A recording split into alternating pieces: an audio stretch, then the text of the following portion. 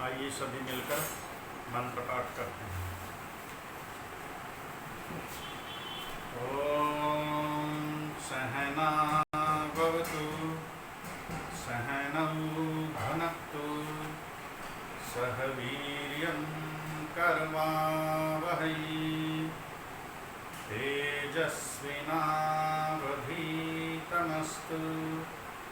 मा विद्विषावहै। ओम शांति शांति शांति। परमपिता परमात्मा से सभी प्रार्थना करेंगे कि हम परस्पर एक दूसरे की रक्षा करते रहें, उपलब्ध साधनों का हम परस्पर उपभोग करते रहें और इस विद्या को हम साथ साथ मिलकर प्राप्त करते रहें। हम किसी से ईर्ष्या न करें, वैर न करें, द्वेष न करें और हमारी यह विद्या प्रकाशवती हो, सूर्य के समान चहुं ओर प्रकाश फैलाने वाली हो।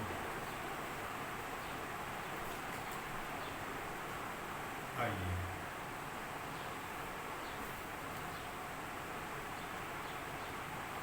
कहाँ तक हुआ था कल?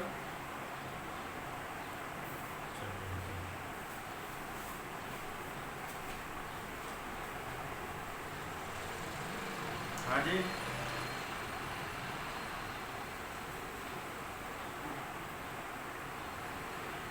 मुचली मोचने मुक्त शब्द तक हुआ था ना। इस धातु से मुक्त शब्द सिद्ध होता है।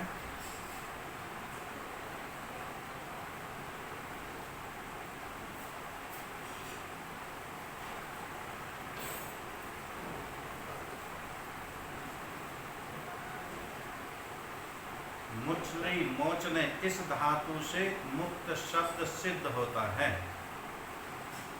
यहाँ तो वो लिखा हुआ है मेरे पास। मैं देख रहा हूँ कि नोट किस किस ने कर रखा है। आप सबको भी वो अपना वो निशान लगा ले करो ताकि वो ध्यान रहे सबका। मेरा लिखा हुआ है, पर्चा में लिख लेता हूँ। वो पर्चे में लिख दिया है मैंने, कल वहाँ तक हो गया। जो सर्वदा अशुद्धियों से अलग और सब मुमुक्षुओं को क्लेशों से छुड़ा देता है, इसलिए परमात्मा का नाम मुक्त है। अतएव नित्य शुद्ध बुद्ध मुक्त स्वभावो जगदीश्वर। इसी कारण से परमेश्वर का स्वभाव नित्य शुद्ध बुद्ध मुक्त रहता है। नित्य मीन्स हमेशा, किसी काल, किसी देश, किसी परिस्थिति का ईश्वर के ऊपर थोड़ा ही कोई प्रभाव पड़ता है। वो प्रत्येक स्थिति में एक सा रहता है, उसमें कभी कोई परिवर्तन नहीं। निर और आंग पूर्वक डुक्रिन करने इस धातु से निराकार शब्द सिद्ध होता है। निर्गत आकारात्स निराकार, जिसका आकार कोई भी नहीं और ना कभी शरीर धारण करता है, इसलिए परमेश्वर का नाम निराकार है। अब आकार देखिए, ये कह रहे हैं जिसका आकार कोई भी नहीं। कितने प्रकार के आकार होते हैं? लंबाई वाला, चौड़ाई वाला, ऊंचाई वाला, गोलाई वाला, वृत्ताकार, आयताकार, वर्गाकार, त्रिभुजाकार, कितने प्रकार के षटकोण, अष्टकोण, चतुर्भुज, त्रिभुज, कितने प्रकार के होते हैं। ईश्वर इनका इस प्रकार का उसका कोई आकार है ही नहीं किसी भी प्रकार का, और ना कभी वह शरीर धारण करता है, इसलिए परमात्मा का नाम निराकार है। तो वह कैसा है? निराकार है, अर्थात कभी वह शरीर धारण नहीं करता। हमें शरीर धारण करना पड़ता है क्योंकि हमको अपने कर्मों के फल भोगने हैं और फल भोगने के लिए है शरीर मिलता है। भोगायतनम शरीरः, भोग भोगने के लिए सुख और दुख जिस प्रकार का भी भोग भोगना है, इस शरीर के द्वारा ही हम समस्त प्रकार के भोग भोगते हैं। इसीलिए बार बार शरीर धारण करना पड़ता है। और ईश्वर कैसा है? वह किसी प्रकार के आकार में नहीं आता, जिसका आकार कोई भी नहीं और न कभी शरीर धारण करता, इसलिए उसका नाम निराकार है। अब जितना जितना लौकिक व्यवहार में हम देखते हैं, समाज में हम देखते हैं, अपने देश में देखते हैं, दूसरे देशों में देखते हैं, पूरे विश्व का आप परिकलन कीजिए, विश्लेषण कीजिए, कहाँ कहाँ ईश्वर की किस किस प्रकार की मान्यताएं हैं समाज में, तो ये सब शास्त्र के अनुसार निर्मूल सिद्ध होती हैं। जो सत्य सिद्धांत है, जो सत्य का प्रकाश, यह है कि वह ईश्वर निराकार है, वह कभी शरीर धारण करता ही नहीं। अंजु व्यक्तिम लक्षण कांति गतिषु, इस धातु से अंजन शब्द और निरुपसर्ग के योग से निरंजन शब्द सिद्ध होता है। अंजनम व्यक्तिम लक्षणम कुकाम इंद्रियै प्राप्तिश्चेत्यस्याद्यो निर्गतः पृथग्भूतः स निरंजनः। जो व्यक्ति अर्थात आकृति, मलेच्छाचार, दुष्ट कामना और चक्षुरादि इंद्रियों के विषयों से पृथक है, इससे ईश्वर का नाम निरंजन है।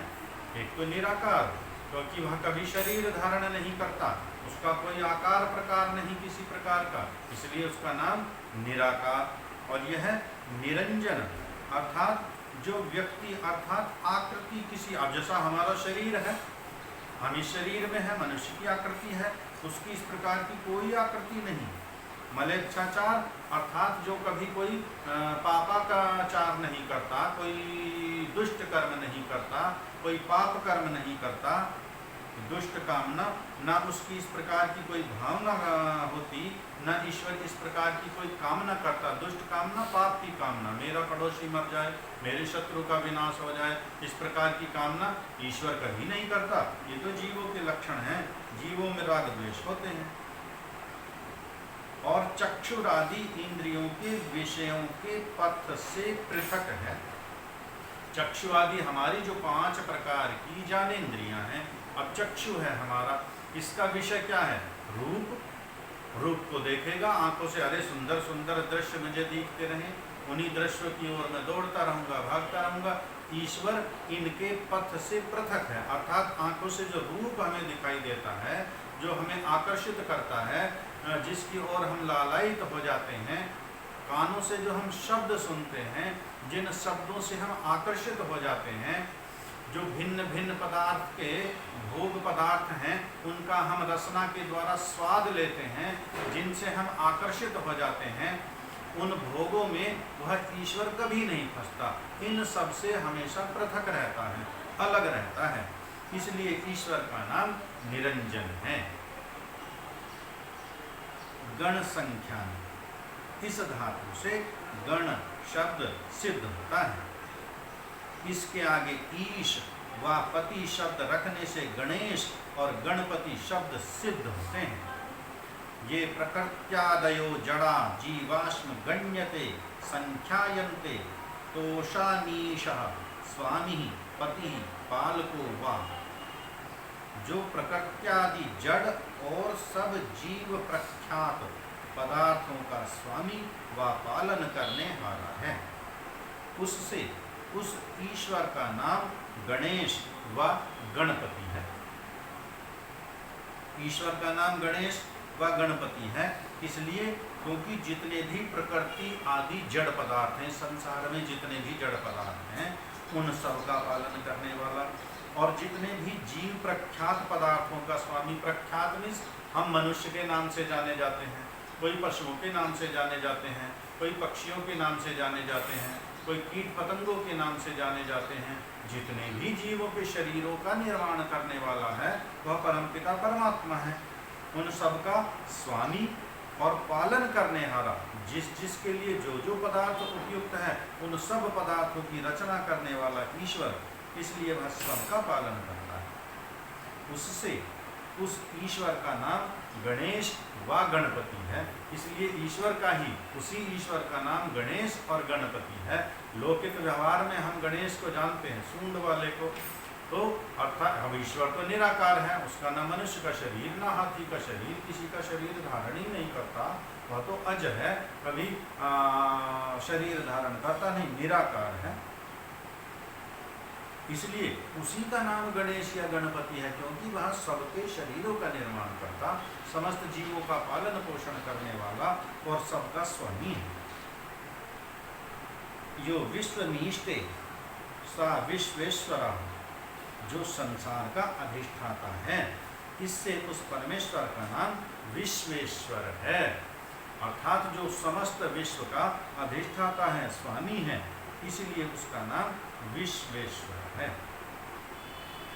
या कूटे नेक विधि व्यवहारे स्वरूपेणैव तिष्ठति सा कूटस्थः परमेश्वरः, जो सब व्यवहारों में व्याप्त और सब व्यवहारों का आधार होते भी किसी व्यवहार में अपने स्वरूप को नहीं बदलता, इससे परमेश्वर का नाम कूटस्थ है। कूटस्थ एक ऐसा शब्द है, इस पर हमें विशेष ध्यान देना।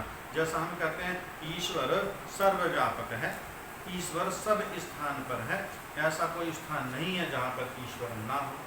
अब ऐसे ऐसे प्रसंग आते हैं, ऐसे ऐसे प्रश्न आते हैं कि ईश्वर सर्वव्यापक है, सब स्थानों पर रहने वाला है, क्या वह गंदगी में भी रहने वाला है? हाँ, सब जगह रहने वाला है।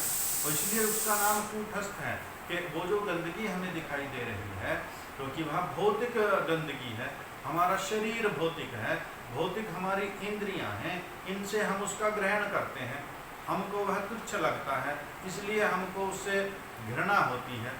अब हमें ऐसा लगता है कि परमेश्वर भी क्या ऐसी गंदी जगह पर रहेगा, क्या गंदगी में रहेगा? ऐसी गंदगी तो हमारे शरीर के अंदर भी तो भरी पड़ी है, मलमूत्र हमारे शरीरों के अंदर भी भरे हुए हैं, और ईश्वर हमारे शरीर के अंदर बाहर सर्वत्र व्यापक है, इसलिए उसका नाम कूटस्थ है, क्योंकि वह सब व्यवहारों में लिप्त रहता है और किसी व्यवहारों से लिप्त नहीं होता, अर्थात उन व्यवहारों का ईश्वर के ऊपर कोई प्रभाव नहीं पड़ता।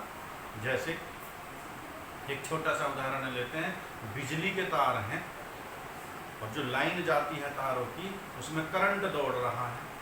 अब गर्मी बहुत ज़्यादा पड़ रही है, बिजली के तारों में जो करंट दौड़ रहा है उसको ना गर्मी लग रही है, उसको ना सर्दी लग रही है, बरसात हो रही है ना वो भीग रहा है, वायु खूब वेग से चल रही है ना वो सूख रहा है।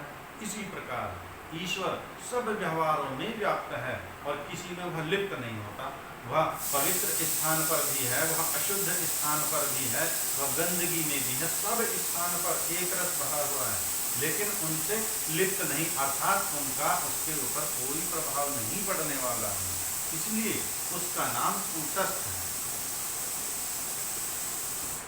जितने देव शब्द के अर्थ लिखे हैं उतने ही देवी शब्द के भी हैं, जितने जितने देव शब्द के अर्थ उतने उतने देवी शब्द के भी अर्थ। परमेश्वर के तीनों लिंगों में नाम होते हैं, स्त्रीलिंग, पुल्लिंग, नपुंसकलिंग, तीनों लिंगों में परमेश्वर के नाम होते हैं। जैसे ब्रह्म चितिरीश्वरश्चेति, जब ईश्वर का विशेषण होगा तब देव, और जब चिति का होगा तब देवी, इससे ईश्वर का नाम देवी है। शक्ली, शक्ल, इस धातु से शक्ति शब्द बनता है। जो सर्व जगत यह सर्वम जगत कर्तुम शक्नोति सह शक्ति, जो सब जगत के बनाने में समर्थ है, इसलिए उस परमेश्वर का नाम शक्ति है। इतना सामर्थ्य इस संसार के सारे वैज्ञानिक मिलकर के भी यदि प्रयत्न करें तो उनका भी इतना सामर्थ्य नहीं। संसार भर के जितने भी बुद्धिजीवी हैं वो सब मिलकर के प्रयत्न करें तो भी उनका इतना सामर्थ्य नहीं कि वह संसार के समस्त कार्यों को करने में समर्थ हों। इतना सामर्थ्य, उस संसार को बनाने का सामर्थ्य केवल परमेश्वर में ही है, ईश्वर में ही है। यदि ये आँख हमारी एक किसी प्रकार से क्षतिग्रस्त हो जाती है, कोई इसमें दोष आ जाता है, फूट जाती है, तो संसार भर के वैज्ञानिक मिलकर के भी डॉक्टर्स मिलकर के भी कि दूसरी आंख जैसी ईश्वर बना देता है, ऐसी आंख संसार भर का विज्ञान अभी तो बना नहीं पाया। आगे का किसी को पता नहीं है कि वहाँ तक वो पहुँच पाएंगे या नहीं। ये तो एक छोटा सा उदाहरण है, लेकिन ये जो बड़े बड़े पदार्थ, सूर्य को बनाने वाला कौन, चंद्रमा को बनाने वाला कौन, पृथ्वी को बनाने वाला कौन, इन सब के बनाने में सामर्थ्य परमेश्वर का है, इसलिए उसका नाम शक्ति है। श्रीं सेवायाम, किस धातु से श्री शब्द सिद्ध होता है। यहाँ श्रीयते सेव्यते सर्वेण जगता विद्योर्गी भीश्च सा श्रीरीश्वरः, जिसका सेवन सब जगत विद्वान और योगी जन करते हैं, उस परमात्मा का नाम श्री है। सेवन करना अर्थात उसको प्राप्ति का उपाय करना, ईश्वर प्राप्ति के लिए उपासना करना, उसकी आराधना करना, इसलिए उसका नाम श्री है। लक्ष्य दर्शनांकनयो, इस धातु से लक्ष्मी शब्द सिद्ध होता है। यो लक्ष्यति पश्यत्यंकते चिह्नयति चराचरम जगदथवा वेदैराप्तैर्योगीभिश्च यो लक्ष्यते सा लक्ष्मी सर्वप्रियेश्वरः। हमारे यहाँ लक्ष्मी की पूजा होती है। लक्ष्मी को हम माता के रूप में पूजते हैं, देवी के रूप में पूजते हैं, और देवी भी तो भाई ईश्वर ही है। अभी बताया ना, जहाँ चित विशेषण होगा तो उसका नाम फिर देवी। अब इसीलिए लक्ष्मी भी देवी है, तो है तो वही ईश्वर, उसके असंख्य नाम हैं। अब लक्ष्मी उसका नाम क्यों पड़ा है? जो सब चराचर जगत को देखता, जितना भी ये विश्व बना हुआ है, जितना भी पूरा ब्रह्मांड है, चर और अचर जगत है, वो सबको देखने वाला है, हमेशा देखता रहता है। चिन्हित अर्थात दृश्य बनाता है। जैसे शरीर में नेत्र, नासिका और वृक्ष के पत्र, पुष्प, फल, मूल, पृथ्वी, जल के कृष्ण, रक्त, श्वेत, मृत्तिका, पाषाण, चंद्र, सूर्यादि चिन्ह बनाना और सबको देखता, सब शोभाओं की शोभा, और जो वेदादि शास्त्र का धार्मिक विद्वान योगियों का लक्ष्य अर्थात देखने योग्य है, इससे उस परमेश्वर का नाम लक्ष्मी है। इसलिए उस ईश्वर का नाम लक्ष्मी है। अब ये देखिए, चिन्ह जिस प्रकार से बनाता है, इस जो हमारे शरीर की रचना की ईश्वर ने।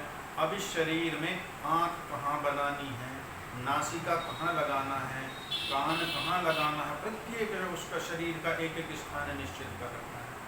जितने भी हमारे चारों ओर वनस्पतियाँ हैं, वनस्पति जगत है, फल हैं, फूल हैं, पुष्प हैं, वृक्ष हैं, उनके पत्ते हैं, उनके तने हैं, कंदमूल हैं, इन सबको बनाने वाला कौन? इन सबके बनाने वाला वह परमेश्वर है। एक ही स्थान पर, एक ही खेत में, एक ही जगह पर हमने 4 प्रकार के वृक्ष लगाए, एक नींबू का, एक आम का, एक अमरूद का, एक केले का, एक और किसी सेब का, संतरे का, आम का, इस प्रकार के।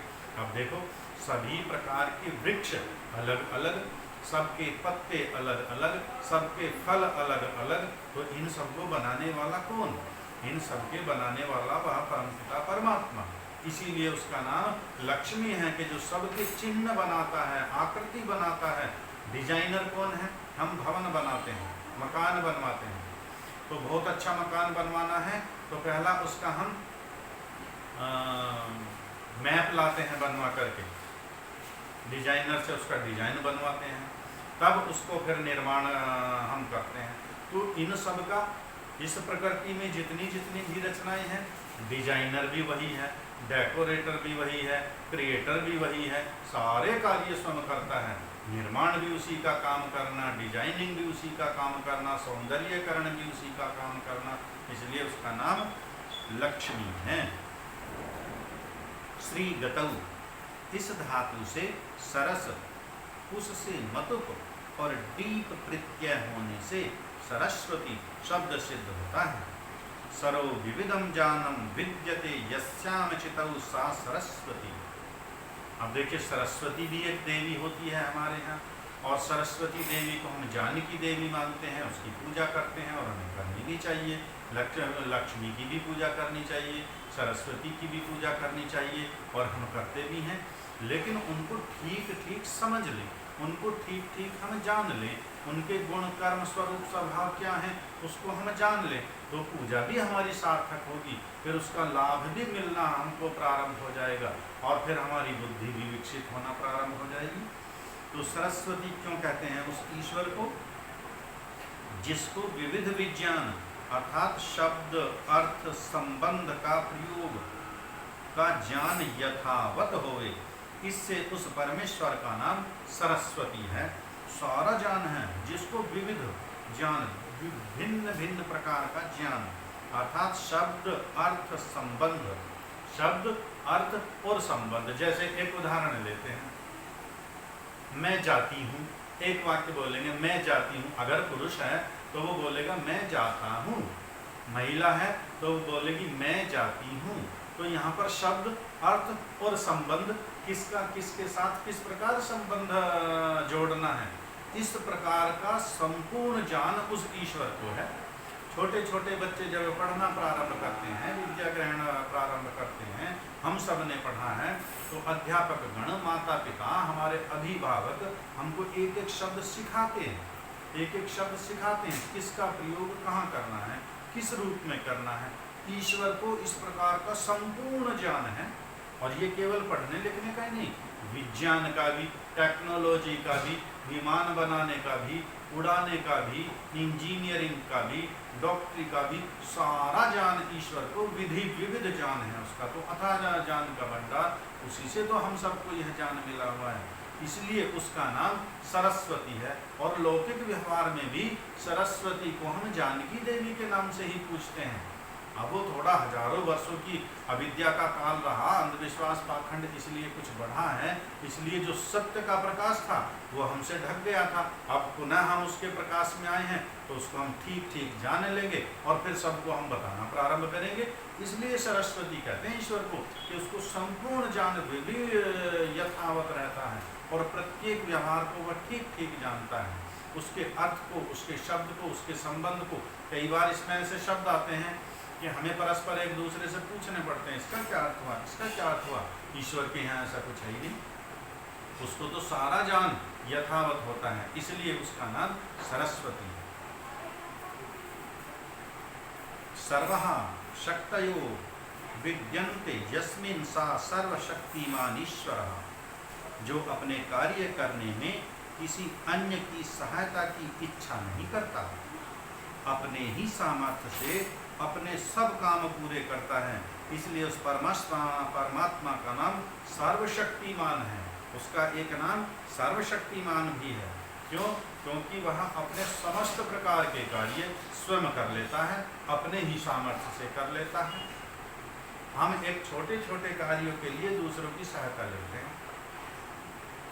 उदाहरण लेते हैं, यदि वस्त्र सिलवाने हैं, खरीदने हैं, पहले तो हम कपड़ा खरीद करके लाएंगे।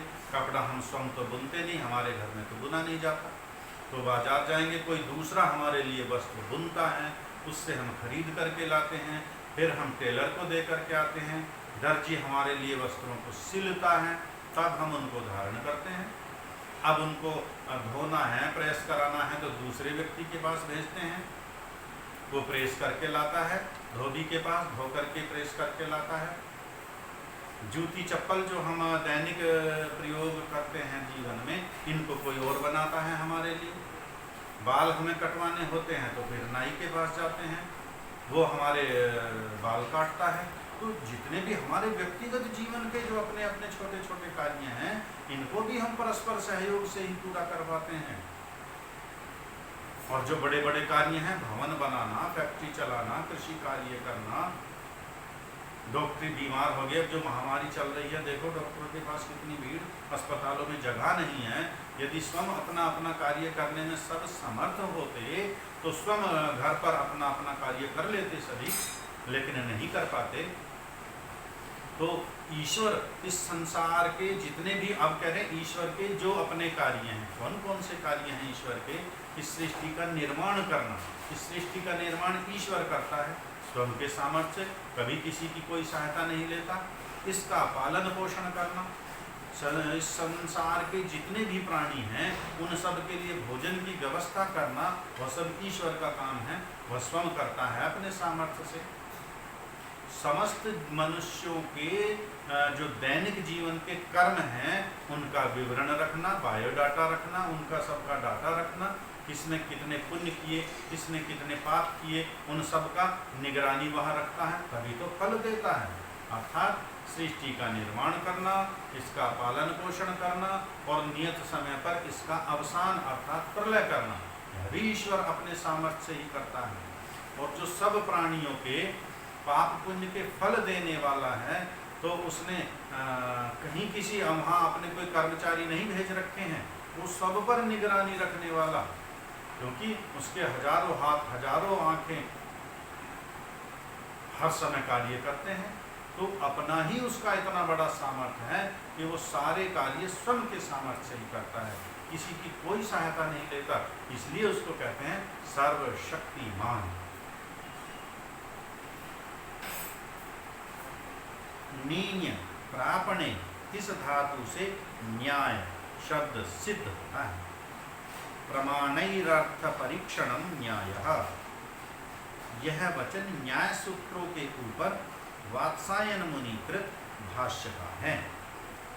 पक्षपात रहित्याचरणम न्यायः, जो प्रत्यक्षादि प्रमाणों की परीक्षा से सत्य सत्य सिद्ध हो तथा पक्षपात रहित धर्म रूप आचरण है, वह न्याय करता है। न्याय किसको कहते हैं? पक्षपात रहित धर्म रूप आचरण, अर्थात किसी के साथ द्वेष भाव नहीं करना है, किसी के साथ पक्षपात नहीं करना है। न्यायम कर्तुम शीलमस्य च न्यायकारीश्वरः, जिसका न्याय अर्थात पक्षपात रहित धर्म करने का ही स्वभाव है, इससे उस ईश्वर का नाम न्यायकारी है। इसलिए वह न्यायकारी है क्योंकि उसका स्वभाव ही न्यायकारी है। वह किसी के साथ कभी कोई पक्षपात नहीं करता। जो जो जीव जैसा जैसा कर्म करता है वह कर्मों के यथावत फल देने वाला है। दय दान गति रक्षण हिंसा दानेषु, इस धातु से दया शब्द सिद्ध होता है।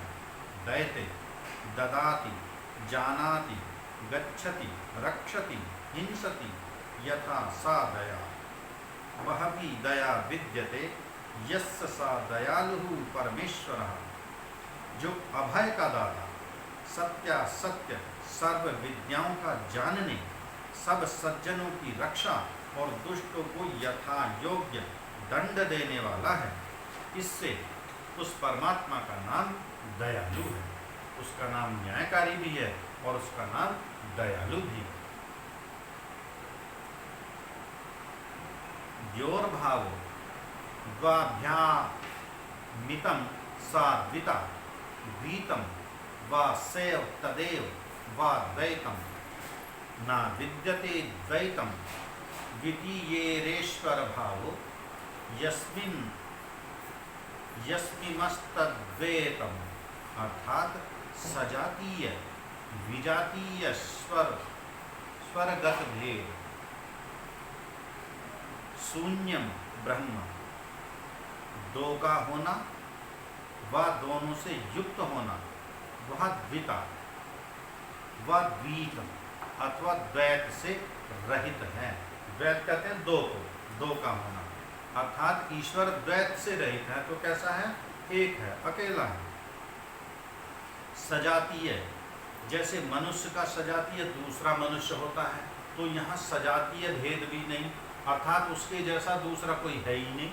जैसा मेरा शरीर है ऐसा आप सबका शरीर है। संसार भर के जितने भी मनुष्य हैं सबका शरीर एक सा ही है। वो किसी का छोटा बड़ा रंग रूप थोड़ा भेद से अलग है, लेकिन रचना तो सबकी एक सी है। आँख का, कान का, फेफड़े का, लीवर का, वो सब अंग प्रत्यंग सब मनुष्यों के। तो इसको कहते हैं सजातीय, अब भेद, सजातीय भेद इस प्रकार का होता है, भारतवर्ष के जितने मनुष्य हैं उनकी दो दो आंखें, चीन के जो जितने मनुष्य हैं उनकी तीन तीन आंखें। तो ये हो गया सजातीय भेद। हैं तो मनुष्य लेकिन आंखें तीन तीन, लेकिन संसार भर के मनुष्यों की आंखें एक सी ही हैं। तो ईश्वर में ऐसा भी समानता नहीं है, किसी मनुष्य की भांति उसमें इस प्रकार की समानता भी नहीं। तो इसको कहते हैं सजातीय। विजातीय, जैसे मनुष्य से भिन्न जाति वाला वृक्ष, अब विजातीय भेद भी नहीं। जैसे मनुष्य का शरीर अलग प्रकार का, वृक्षों का शरीर अलग प्रकार का, पशु पक्षियों का शरीर अलग प्रकार का। स्वगत अर्थात शरीर में जैसे आँख, नाक, कान आदि अवयवों का भेद, किसी के कान यहाँ लगे हैं, किसी के कान सिर के पीछे लगे हैं, किसी की आंखें पीछे लगी हैं, ऐसा भी भेद नहीं है। वैसे दूसरे स्वजातीय ईश्वर, विजातीय ईश्वर वह अपने आत्मा में तत्वांतर वस्तुओं से रहित एक परमेश्वर है। इससे परमेश्वर का नाम अद्वैत है। अद्वैत कहते हैं कि उसके जैसा दूसरा कोई है ही नहीं। किसी भी प्रकार से हम तुलना करके देख लें, शरीरगत, जातिगत, विजातिगत, किसी भी प्रकार से हम तुलना करके देखते हैं तो उसके जैसा दूसरा कोई है ही नहीं। गुणयन्ते ये ते गुणा वा यैर्गुणयन्ति ते गुणः यो गुणेभ्यो निर्गतः सा निर्गुणः ईश्वरः। जितने सत्व, रज, तम, रूप, रस, स्पर्श, गंधादि जड़ के गुण, अविद्या, अल्पज्ञता, राग, द्वेष और अविद्यादि क्लेश जीव के गुण हैं, उनसे जो पृथक हैं, इनमें शब्दम, स्पर्शम, रूपम, व्ययम इत्यादि उपनिषदों का प्रमाण है। जो शब्द, स्पर्श, रूप आदि गुण रहित है, इससे परमेश्वर का नाम निर्गुण है। अब निर्गुण कहते हैं जो गुणों से रहित हो, जिसमें गुण ना हो, वह निर्गुण है। अब निर्गुण का जो लोक में प्रचलित है, व्यवहार में प्रचलित है, निर्गुण को लौकिक व्यवहार में बहुत सारे व्यक्ति निराकार मानते हैं, अर्थात वह ईश्वर निराकार है। हाँ, निराकार तो है, वो तो पीछे आ गया निराकार की परिभाषा, लेकिन निर्गुण का अर्थ निराकार नहीं है। निर्गुण का अर्थ है गुणों से रहित होना, अर्थात उसमें गुण ना होना। अब ये एक दूसरा प्रश्न कि क्या ऐसा भी गुण है जो ईश्वर में भी ना हो? ईश्वर के अंदर तो सारे गुण होते हैं, लेकिन ना, ऐसा नहीं होता।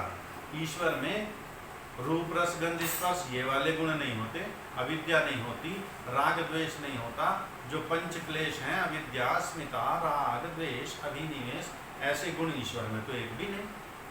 अर्थात जो जो गुण ईश्वर में ना हैं, उनसे पृथक मान करके जब हम ईश्वर की उपासना करते हैं तो वहाँ उपासना भी निर्गुण उपासना कहलाती है। और इन गुणों से पृथक होने के कारण ईश्वर का नाम निर्गुण है। यो गुणैः सा वर्तते सा सगुणः। जो सबका ज्ञान, सर्व सुख, पवित्रता, अनंत बलादि गुणों से युक्त है, इसलिए परमेश्वर का नाम सगुण है। अब देखिए, सगुण भी उसी ईश्वर का नाम, निर्गुण भी ईश्वर का नाम। सगुण जो जो गुण ईश्वर में हैं, इसलिए उसका नाम सगुण है। जैसे वो सर्वशक्तिमान है, वह न्यायकारी है, वह दयालु है, वह अजन्मा है, वह निराकार है, ये सारे गुण ईश्वर के ही तो हैं, इसलिए उसका नाम सगुण है।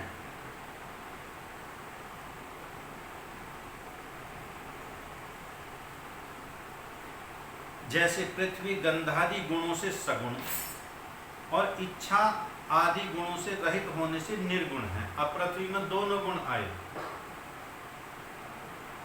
गंध गुण तो है पृथ्वी में, इसलिए वो सगुण, लेकिन इच्छा द्वेष का गुण है नहीं पृथ्वी में, इसलिए यहाँ वो निर्गुण। अर्थात निर्गुण और सगुण दोनों गुण जिस प्रकार पृथ्वी में हैं, वैसे जगत और जीव के गुणों से पृथक होने से परमेश्वर निर्गुण और सर्वज्ञादि गुणों से सहित होने से सगुण है। अर्थात ऐसा कोई पदार्थ नहीं है जो सगुणता और निर्गुणता से पृथक हो। अर्थात संसार के जितने भी पदार्थ हैं उन सभी के अंदर ये दोनों गुण पाए जाते हैं। हमारे अंदर भी हैं, आपके अंदर भी हैं। और जो प्रत्येक ये जो पदार्थ है, एक चश्मे का घर है, ये भी सगुण निर्गुण दोनों। ये जो एक छोटी सी डायरी है, ये भी दोनों सगुण निर्गुण।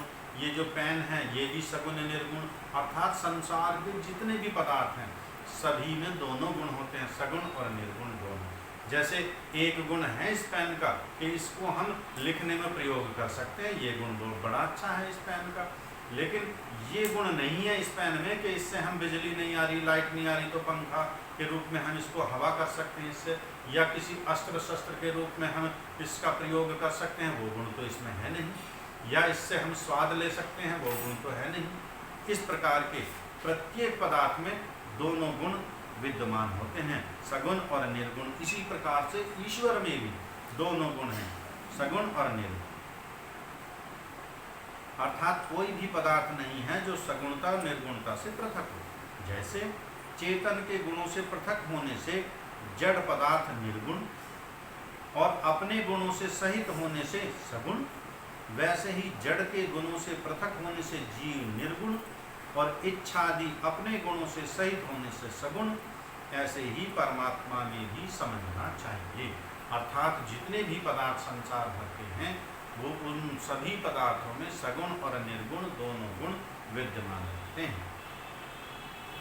अंतर्यंतुम नियंतुम शीलन यस्य सोयमंतर्यामी, जो सब प्राणी और अप्राणी रूप जगत के भीतर व्यापक होके सबका नियम करता है, इसलिए उस परमेश्वर का नाम अंतर्यामी। संसार भर के जितने भी पदार्थ हैं उन सबको नियम में व्यवस्थित करने का कार्य वह ईश्वर करता है। और संसार भर के जितने भी जड़ चेतन पदार्थ हैं वह उन सब के अंदर समाहित रहता है, इसलिए उसका नाम अंतर्यामी है।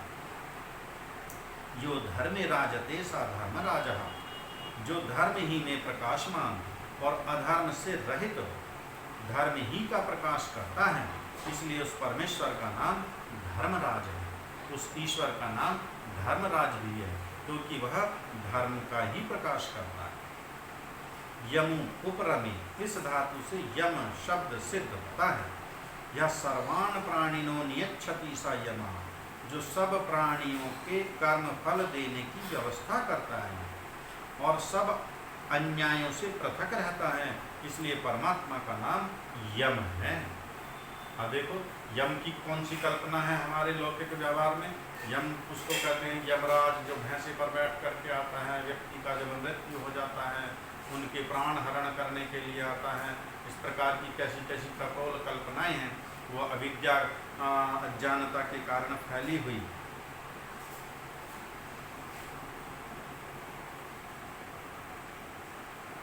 यम नाम ईश्वर का, क्योंकि वह सब प्राणियों को कर्म फल देने की व्यवस्था करता है और सब अन्यायों से पृथक, किसी के साथ में किसी प्रकार का कोई अन्याय नहीं करता, इसलिए उसका नाम यम है। जी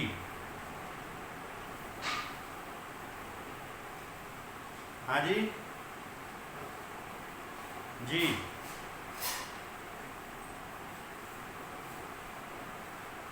वहां पर यम एक आचार्य का नाम है, वो यमाचार्य हैं।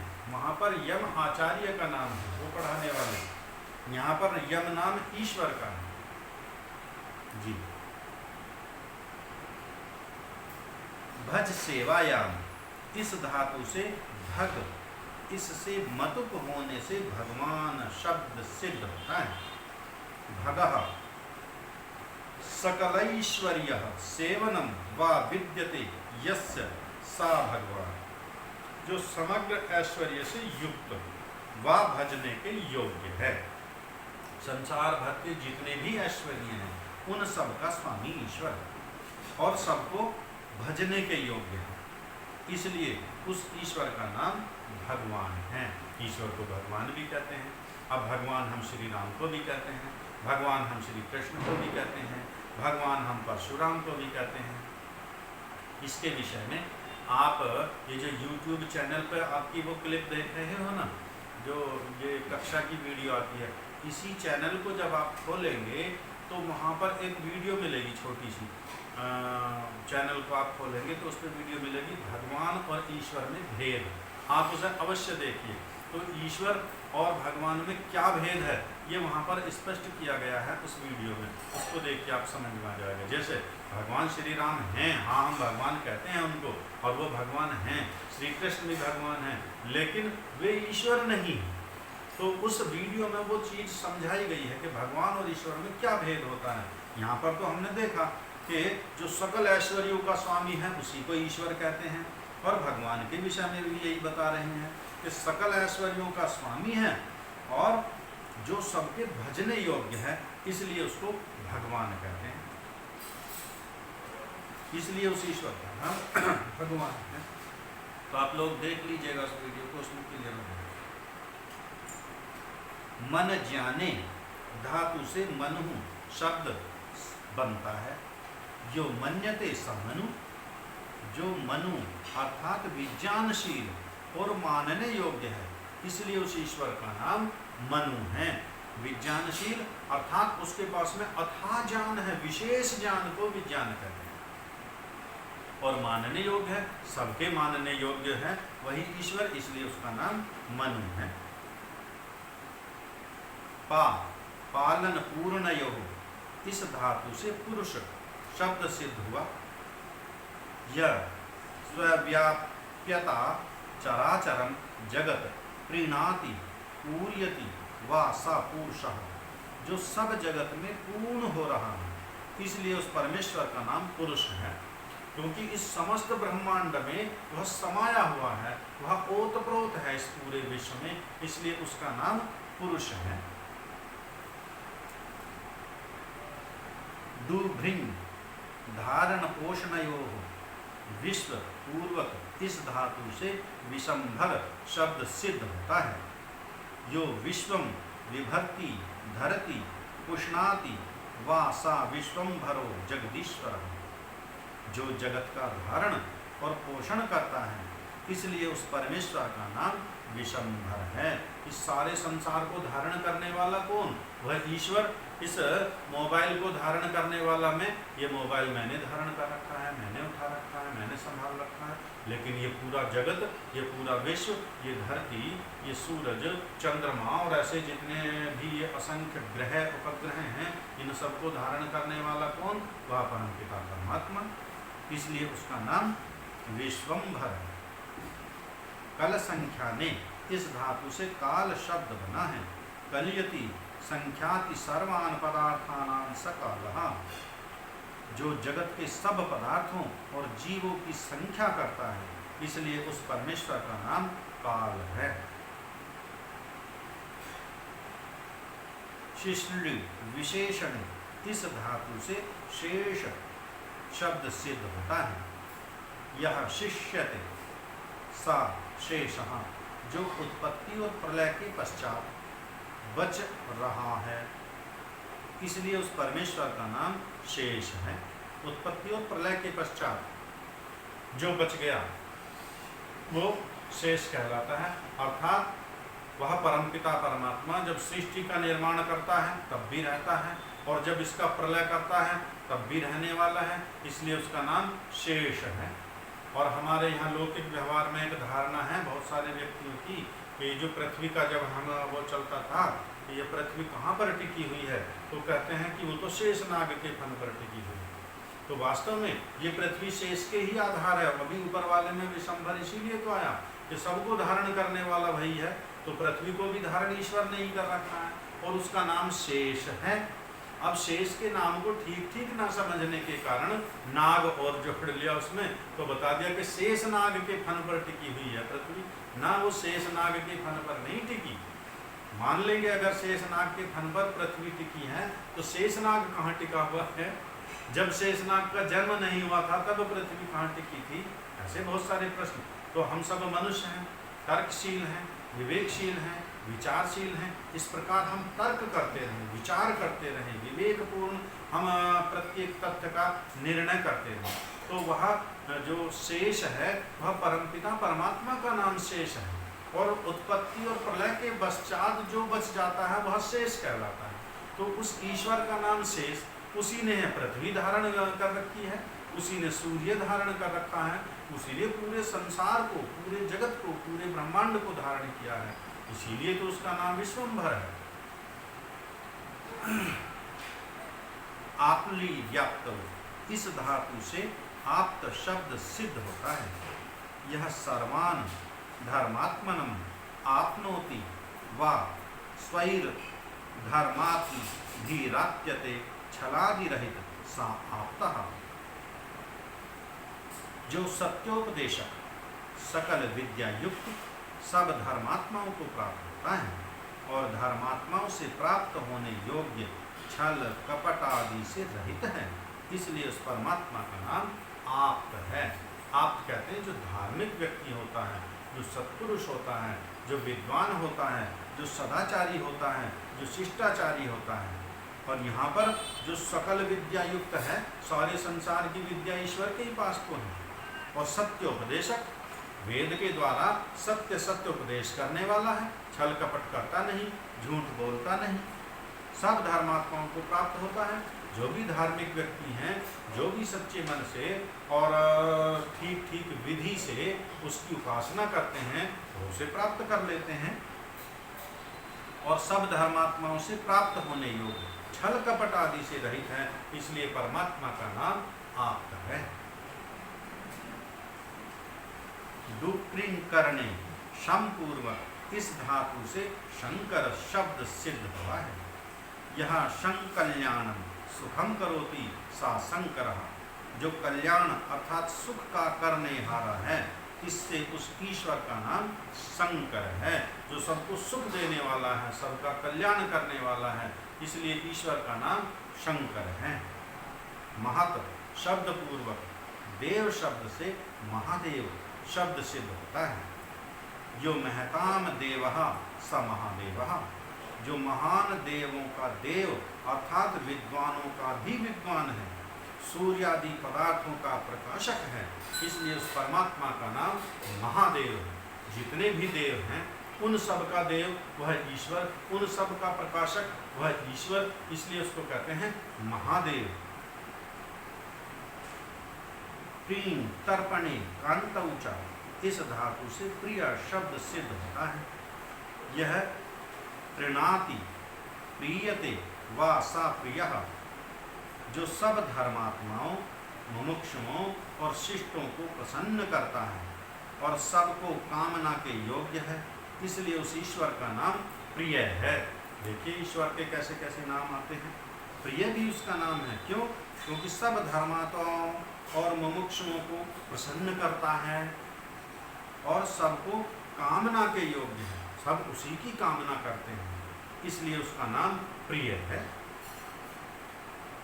भूसत्तायाम स्वयं पूर्व, इस धातु से स्वयंभू शब्द सिद्ध होता है। यहाँ स्वम भवति सा स्वयं भूरीश्वर, जो आपसे आप ही है, किसी से कभी उत्पन्न नहीं हुआ, इससे उस परमात्मा का नाम स्वयंभू है। अर्थात ईश्वर को किसी ने उत्पन्न नहीं किया, वह तो स्वयं से ही है, इसलिए उसका नाम स्वयंभू है। कु शब्द, इस धातु से कवि शब्द सिद्ध होता है। यह कौपी शब्द यति सर्वा विद्या सा कविरीश्वर, जो वेद द्वारा सब विद्याओं का उपदेष्टा और वेत्ता है, इसलिए उस ईश्वर का नाम कवि है। जितनी भी विद्याएं वेद के द्वारा ईश्वर ने दी हैं और उनका उन सब का उपदेश देने वाला भी वही ईश्वर है। इस सृष्टि के प्रारंभ में चारों ऋषियों को, अग्नि, वायु, अंगिरा और आदित्य को ईश्वर ने उपदेश किया, एक एक वेद का ज्ञान दिया, तो इसलिए उस ईश्वर का नाम कवि है। शिव कल्याणी, इस धातु से शिव शब्द सिद्ध होता है। बहुल में तन्निदर्शनम, इससे शिव धातु माना जाता है जो कल्याण स्वरूप और कल्याण का करने हारा है। इसलिए ईश्वर का नाम शिव है जो स्वयं कल्याण स्वरूप है और सबका कल्याण करने वाला है, इसलिए उसका नाम शिव है। ये 100 नाम परमेश्वर के लिखे हैं, परंतु इनसे भिन्न परमात्मा के असंख्य नाम हैं। ये केवल 100 नाम नहीं है परमात्मा के, असंख्य गुण कर्म उसके हैं और तो असंख्य उसके नाम हैं। क्योंकि परमेश्वर के अनंत गुण कर्म स्वभाव, वैसे ही उसके अनंत नाम भी हैं। उनमें से प्रत्येक गुण कर्म और स्वभाव का एक एक नाम है। इससे ये मेरे लिखे नाम समुद्र के सामने बिंदुवत हैं, जैसे महासमुद्र और एक बूंद जल, कहाँ एक बूंद, कहाँ यह अथाह महासागर। इसीलिए ऋषि कहते हैं कि मेरे लिखे नाम समुद्र के सामने बिंदुवत हैं, क्योंकि वेदादि शास्त्रों में परमात्मा के असंख्य गुण कर्म स्वभाव व्याख्यात किए हैं। उनके पढ़ने पढ़ाने से बोध हो सकता है और अन्य पदार्थों का ज्ञान भी उन्हीं को पूरा पूरा हो सकता है जो वेदादि शास्त्रों को पढ़ते हैं। प्रश्न, जैसे अन्य ग्रंथकार लोग आदि मध्य और अंत में मंगलाचरण करते हैं, वैसा आपने कुछ भी न लिखा न किया। ये ऋषि से प्रश्न कर रहे हैं कि आपने मंगलाचरण तो किया ही नहीं। मंगलाचरण कैसा होता है? जैसा रामचरितमानस किसी ने पढ़ी है तुलसीदास जी की, उसके प्रारंभ में मंगलाचरण है। इस प्रकार का उत्तर, ऐसा हमको करना योग्य नहीं है, क्योंकि जो आदि मध्य और अंत में मंगल करेगा तो उसके ग्रंथ में आदि मध्य तथा अंत के बीच में जो कुछ होगा वह अमंगल ही रहेगा। इसलिए मंगलाचरण शिष्टाचारात् फल दर्शनाच्छुति, यह सांख्य शास्त्र का वचन है। इसका यह अभिप्राय है कि जो न्याय, पक्षपात रहित, सत्य और वेदोक्त ईश्वर की आज्ञा है, उसी का यथावत सर्वत्र और सदा आचरण करना मंगलाचरण कहता है। ग्रंथ के आरंभ से लेके समाप्ति पर्यंत सत्याचार का करना ही मंगलाचरण है, न कि कहीं मंगल और कहीं अमंगल लिखना। देखिए महाशय महर्षियों के लेख को यान्यन वद्यानि कर्माणि तानि सेवित्यानि नो इतरानि।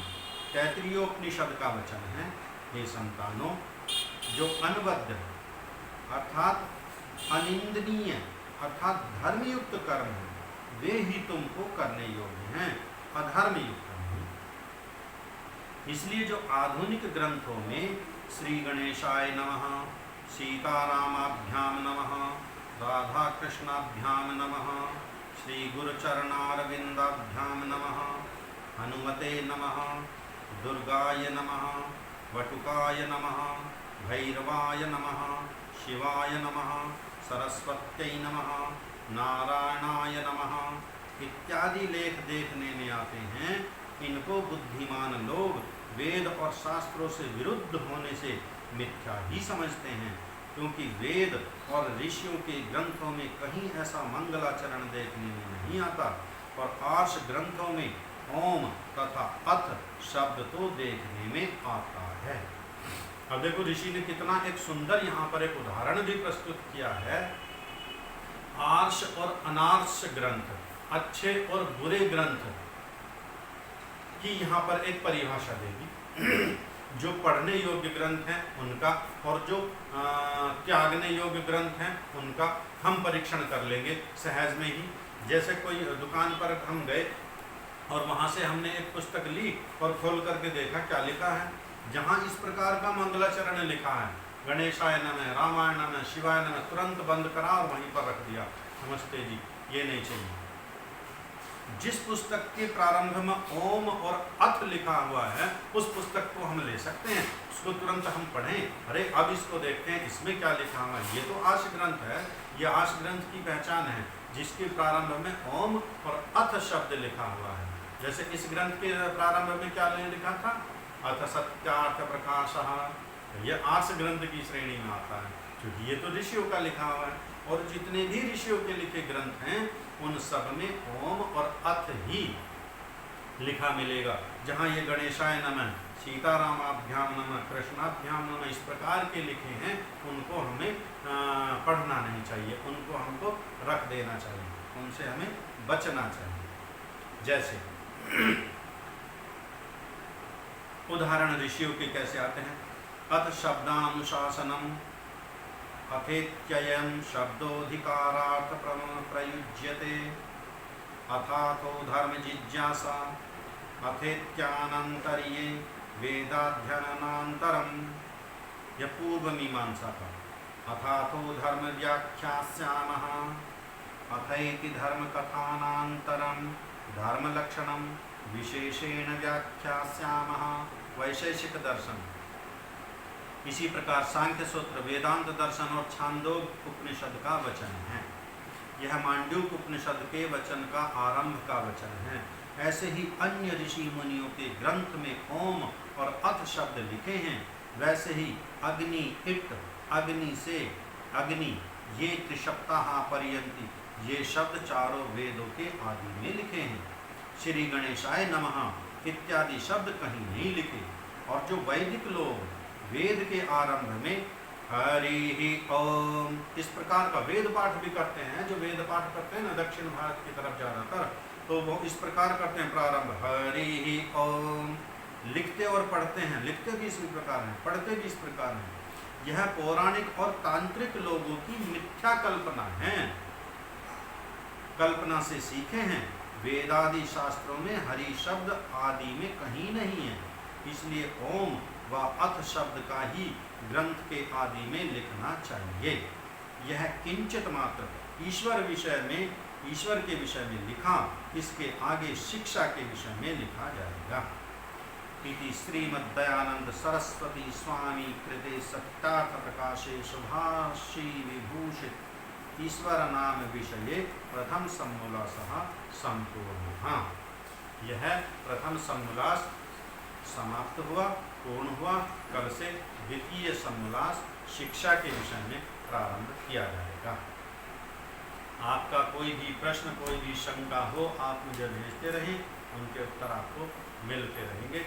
सभी को नमस्ते जी। मंत्र पाठ करते हैं।